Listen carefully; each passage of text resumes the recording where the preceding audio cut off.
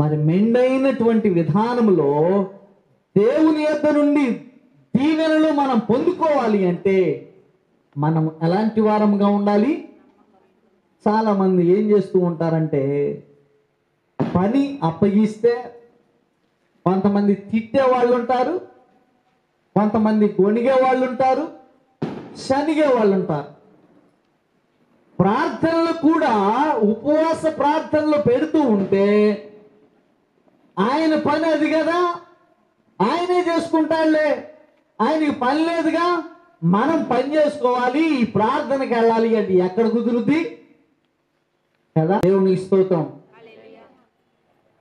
అలాంటి విషయాల్లో దేవుడు మిమ్మల్ని నమ్మినప్పుడు ఆ నమ్మకత్వాన్ని మీరు కలిగి ఉండేటువంటి వారుగా ఉండగలుగుతున్నారా?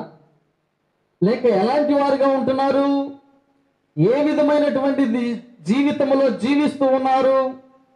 అందుకనే బైబిల్లో చూసినప్పుడు మనందరికీ తెలిసిందే, మత్తయి సువార్తలో మనం చూస్తూ ఉంటే ఆయన అంటాడు, ఏమంటాడంటే, బడా నమ్మకమైన మంచి దాసుడా, బడా నమ్మకమైనటువంటి మంచి దాసుడా.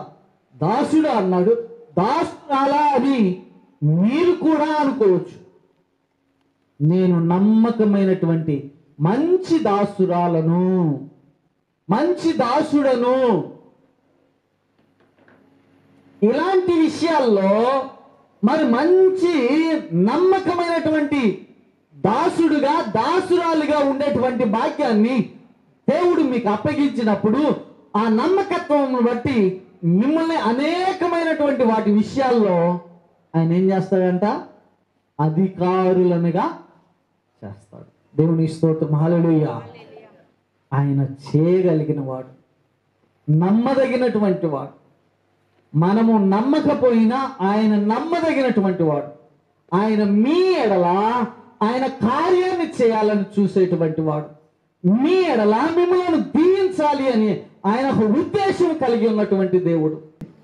నా భర్తను రక్షించండి, నా భార్యను రక్షించండి, నా బిడ్డలను రక్షించండి. మీ కృప నా కుటుంబం మీద ఉండాలి ప్రభువా, నా ఇంటి మీద ఉండాలి నాయన. కనికరించు, కనికరించు. నేను నమ్మకంగా ఉంటే నీ మెండైన దీవెనలు నా మీద ఉంటాయి అని చెప్పారు నీ లేఖనాలు. నా ప్రభువా, మీరే కనికరించి నీ పరిచర్యలో, నీ పనిలో నమ్మకంగా ఉండేటువంటి వారిని వచ్చి నన్ను చెయ్యి అని ప్రార్థించండి. సమయాన్ని పోనివ్వద్దు. దేవుడిచ్చినటువంటి సమయం ఇది. మీ హృదయాలకు ఒక పరిశీలనగా,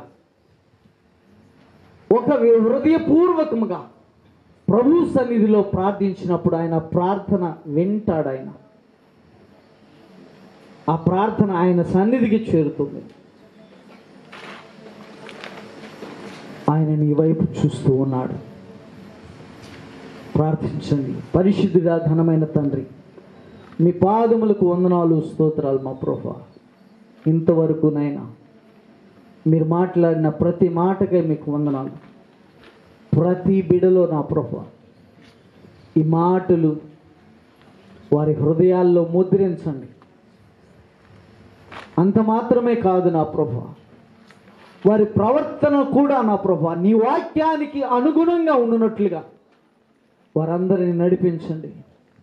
నమ్మకస్తులైన వారందరినీ మీ మెండైనటువంటి దీవెనలతో దీవించండి. వారితో ఉండండి, నడిపించండి. సంఘాన్ని ఆశీర్వదించండి. సంఘ కాపరిని నా ప్రభువా కష్టమైన, దుఃఖమైన, వేదనైనా మీరు పీల్చుకున్న విధానాన్ని బట్టి, మీరు నమ్మిన విధానాన్ని బట్టి ఆ నమ్మకత్వములో మీ పరిచర్య చేస్తూ ఉండగా ఆ కుటుంబాన్ని మీరు చూడండి నా ప్రభువా. మీరు దీవించండి, మీరు ఆశీర్వదించండి. ఆరోగ్యమును, ఆయుష్ను మీరు అనుగ్రహించండి. వారికి కావలసిన ప్రతి అవసరతలలో మీరు తోడుగా ఉండండి నైనా. వారు ఈ ప్రజల ఎదుట నా తండ్రి మీరు పీల్చుకున్న వారని వారందరూ గ్రహించి నమ్మకంగా ఉన్నట్లుగా వారిని కూడా సిద్ధపరిచి మీరు ఆశీర్వదించి ఇదిగో నా ప్రభువా, ఈ నూతన సంవత్సరం కూడా మరి అనేకమైనటువంటి అద్భుతాలు, ఆశ్చర్యకార్యాలు జరిగించి మీరు ఆశీర్వదించి నాయన చేరిన వారందరికంటే కూడా మరెక్కువ మంది రక్షణ పొందినట్లుగా మీరే కృప చూపించి సహాయం చేసి మహిమ పొందమని, ఈ బిహెచ్బి చర్చి నా నాటికి వర్ధిల్లునట్లుగా చేయమని యేసు పరిశుద్ధ నామమున అడుగుచున్నాము తండ్రి. ఆమేన్. మీ అందరికీ వందనాలండి.